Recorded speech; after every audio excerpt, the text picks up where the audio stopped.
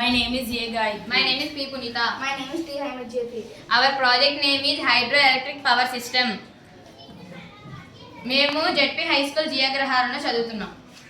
ఈ hydroelectric power సిస్టంలోని renewable సోర్స్ని యూజ్ చేస్తారు, అదే వాటర్. ఈ వాటర్ సోర్స్ని హై వెలాసిటీతో రిలీజ్ చేయడం వలన ఆటోమేటిక్గా ఈ టర్బైన్ అనేది తిరుగుతుంది. ఈ టర్బైన్ తిరుగుతూ ఈ జనరేటర్కి కనెక్ట్ చేస్తే ఈ జనరేటర్లోంచి ఆటోమేటిక్గా ఎలక్ట్రిసిటీ అనేది ప్రొడ్యూస్ అవుతుంది. ఈ హైడ్రో ఎలక్ట్రిక్ పవర్ సిస్టమ్ని ఎక్కువగా సమ్మర్ సీజన్లో యూజ్ చేస్తూ ఉంటారు.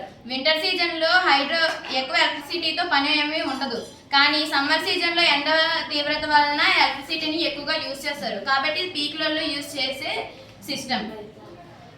నెక్స్ట్ ఏంటంటే ఈ హైడ్రో ఎలక్ట్రిసిటీ ప్లాంట్లోని ఎక్కువగా రెయిన్ వాటర్ని యూజ్ చేస్తూ ఉంటాం.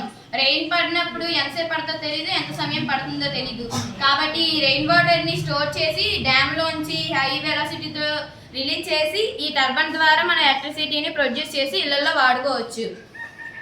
ఈ హైడ్రో ఎలక్ట్రిక్ ప్లాంట్ని యూజ్ చేయడానికి 2 రీజన్స్ ఉన్నాయి. నెంబర్ 1 ఏంటంటే ఇందులో వాడే సోర్స్ రెన్యూబుల్ సోర్స్ కావడం. ఫర్ ఎగ్జాంపుల్ థెర్మాకోల్లోని బొగ్గుని యూజ్ చేస్తారు. బొగ్గుని యూజ్ చేయడం వల్ల తరిగిపోతూ ఉంటుంది. నెక్స్ట్ అలాగే ఆ బొగ్గుని కాల్చడం ద్వారా వచ్చే కార్బన్ గ్యాస్ వల్ల అట్మాస్ఫియర్ అనేది కూడా ఎఫెక్ట్ అవుతుంది, హెల్త్ కూడా ఎఫెక్ట్ అవుతుంది. కానీ వాటర్ని యూజ్ చేయడం వలన అట్మాస్ఫియర్ ఎఫెక్ట్ అవ్వదు, హెల్త్ కూడా ఎఫెక్ట్ అవ్వదు, కాబట్టి ఈ హైడ్రో ప్లాంట్ని ఎక్కువగా డిజైన్ చేశారు. నెక్స్ట్ రెండో రీజన్ ఏంటంటే ఇది పీక్లలో యూజ్ చేస్తూ ఉంటాం. మిగతావన్నీ కూడా మామూలు టైంలో యూజ్ అవుతాయి, కానీ ఇది ఎమర్జెన్సీ టైంలో బాగా యూజ్ అవుతూ ఉంటుంది. అందుకని ఈ హైడ్రో పవర్ ప్లాంట్ని ఎక్కువగా అక్కడ యూజ్ చేస్తూ ఉంటారు. This is This is our project.